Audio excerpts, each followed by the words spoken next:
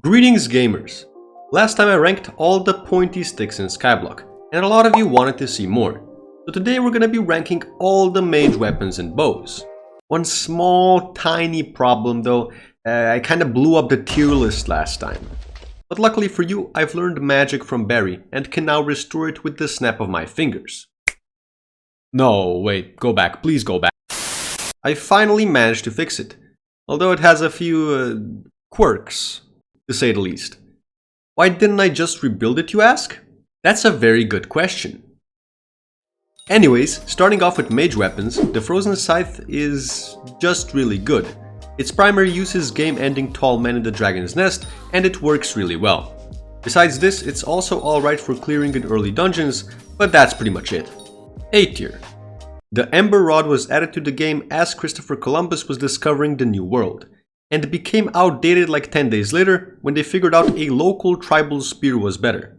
Jokes aside, this weapon is so useless nowadays that they just decided to completely disable it ever being dropped again, so that's why the cost is so high.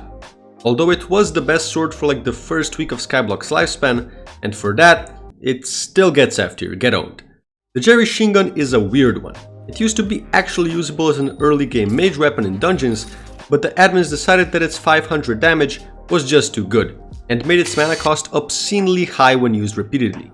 Granted, this was done so that people couldn't use it to get the crystals on floor 7, but here's the thing. Mages can still do that, so it really didn't accomplish much except making it unusable as a weapon. It also has some other uses and is really cool overall. B for its versatility. The Ink Wand is similarly strange. It deals an absurd amount of damage, like way more than even a Hyperion would outside of dungeons, only costs 60 mana, and tells you to subscribe to my channel every time you use it. Subscribe to Powliner! Not sure why they'd implement this, but in my humble unbiased opinion, I'm a big fan. Oh yeah, and maybe tell the like button something nice as well. Anyways, here's the thing about the Ink Wand. Cooldown. 30 seconds. That's like basically an hour. It still works fine as a gimmick one-shot weapon for tier 4 revs, I guess, if you're doing those for some reason. Well past its due date. D for dated. And dude, the Midas Staff is one of the most expensive mage weapons and does tons of AoE damage. It's also dungeonizable, so you know, big dungeon damage. What's not to love? Turns out a lot. One of the downsides is the absurd 500 mana cost. You'll be spamming this thing quite a lot, and even with Ultimate Wise 5, running out of juice isn't uncommon. The other is that it severely decreases your street cred. The thing about the Midas Staff is that its gold blocks block arrow damage, which messes up your archer in boss fights and, more importantly, makes everyone hate you. But the damage it does really is insane. B tier. The Yeti Sword is in a similar boat. It plays like a budget Hyperion, doing a lot of AoE damage, and is cheaper than the Midas Staff. But it also incentivizes more of an up-close playstyle, which really doesn't work that well because unlike the Hyperion, it doesn't give you any damage resistance, healing, money, clout, or bitches. If you do choose to use it, you'll probably need to be tankier than most mages just because you're taking so much damage all the time. Pretty solid though. Also B tier because it's not really good enough for floor 7. I already covered the Pigman Sword in the last video, but I forgot about its use for Enderman Slayer. It's nice because of its 300 defense and nothing else. C tier. The Dreadlord Sword is one of the only weapons regular dungeon enemies drop that's worth considering. It's extremely cheap, typically has a low catacombs requirement, and deals solid damage in early game. You can't really go wrong with this one if you want to play mage in floor 1. Quickly becomes outdated though. A tier. The Bonso Staff is really freaking cool. Not only is it a great early game choice after the Dreadlord Sword because of its natural AoE, but it's also extremely useful for all kinds of cheeses later on. The Creeper Bomb puzzle, getting crystals on floor 7, jumping around in terminals, the list goes on. Well deserving of the first S tier on this list due to its overwhelming utility. Now that we've just gone over a really good one, time for a really bad one, the Adaptive Blade. The best I can say about it is that it exists. Oh, wait, never mind. The Ice Spray Wand is very simple.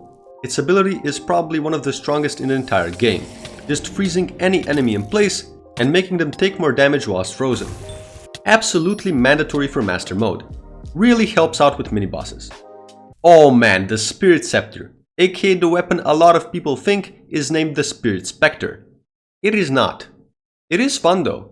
Before using it, I never knew all I ever wanted in life were kamikaze bats you can shoot at your will. You can also do funky rituals with it. Fantastic for mid-game mages. S tier. Oh yeah, and the Hyperion is obviously S tier. Already covered it in the previous tier list though. Okay, gather up everyone. It's bow time. Bow time everyone. The thing about bows is that there's a lot of them. I didn't even know half of these existed if I'm being honest. And for good reason. Because they suck.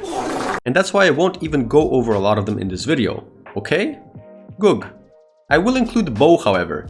Bow is a bad bow, but all the other ones were named after it, and as such it would only be appropriate that it gets its own tier. Called the sword tier. The first bow that's actually worth your time is a short bow. Go figure. Short bows are generally the only really good bows for damage output, because their short bow ability completely gets rid of the bow's only downside. Anyways, the artisanal short bow does like no damage, but shoots quickly, so it's good for very early game. Also costs next to nothing and works just as well as a Juju would for the Blaze puzzle. B tier. The machine gun bow is from a time when they kind of wanted to explore the idea of short bows, except like not really, so in the end it's just a horrible gimmick. The Soul Stealer bow is a poor out of season April Fool's joke because they just forgot to include the damage set on it entirely, and the sniper bow is here as well. All go into the newly created Undead Essence tier. The explosive bow is pretty cool though, basically just makes your arrows explode. Pretty solid for spawning slayers, although I prefer the Flower of Truth over it. C tier. I think the Magma bow used to be good, but it really isn't anymore. So D tier or something. The slime bow's been in the game since the very beginning, and it's also been trash since the very beginning. Stupidly expensive for what it does, but maybe it'll be useful in the upcoming Nether update when that drops in 2032. F tier. The Hurricane bow fires 5 arrows at once, and is great for killing the Powder Ghast. The Venom's Touch does basically the same thing, but with more damage and is also more expensive. C tier for both. The Runan's bow is pretty interesting though, and not because it fires free arrows, but rather because all free arrows are homing, even on non-dragons. Good for spawning slayers. C tier. The Spider Queen's Stinger sounds pretty cool, but it's not a short bow, so who really cares? But the Soul's Rebound actually has something going for it. Ooh, I know, it's that meaty 450 damage stat, right Powliner? No! What's good about it is its ability. It's used by Sweats doing Wolf Slayer to insta-kill Svens and skip the pups phase entirely. Oh yeah, and there was also a bug where you could one-shot Necron with it at one point, but that's obviously been patched. The Mosquito Bow is, as the name would suggest, very annoying and has probably triggered several cases of OCD with stat numbers like these. This next one I didn't even know existed up till today, and am now in the process of building a time machine so that I can go back to not knowing about it. Okay, only good stuff now. The Juju Short Bow is probably the most broken weapon in the game for its price. Lots of damage, shoots like a machine gun and hits like a truck. This thing can even be used in Master Mode. It's that good. Big S tier. Finally, we've arrived at the Bone Meringue. Easily historically the most controversial weapon in all of Skyblock, this thing's been nerfed like a trillion times and people still found ways to do 10 octillion damage with it. Eventually the admins had enough and got rid of sword swapping entirely, which completely killed Boomerangs because of how they implemented the fix. But they're still really good for endstone protectors, so C tier. Oh yeah, forgot about this thing. F tier. The Last Breath is another utility bow similar to Soul's Rebound. Shooting an enemy with it 5 times will halve their defense, and this makes it immensely useful for tanks in floor 7 because they can effectively double their archer's damage with it. Man, you fell off. B tier. Remember how the Juju Short Bow is a machine gun that shoots trucks? Well, the Terminator is a machine gun that shoots free trucks, okay? This thing is absolutely insane and is by far the best Master Mode weapon since it deals such an absurd amount of damage. Everything about it is crazy, except for the fact that it quite literally cuts your crit chance in 4. But reforging it optimally can bring it up to 100 in dungeons, and it's well worth it to do so since it's so broken. Another easy S tier. And that's basically it. Watch the previous tier list if you missed it. I'm off to build Legos with my friends now. Goodbye.